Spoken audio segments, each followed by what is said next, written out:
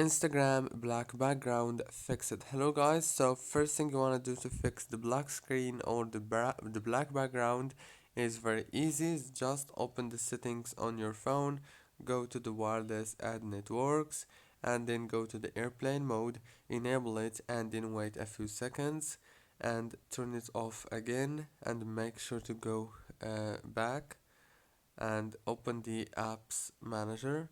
On this page you will find the apps that you have on your phone. So or what you want to do here is just scroll like this, and then make sure to click on Instagram app like this. Click on this force stop as you can see. After that, click on the storage, click on clear data and clear cache.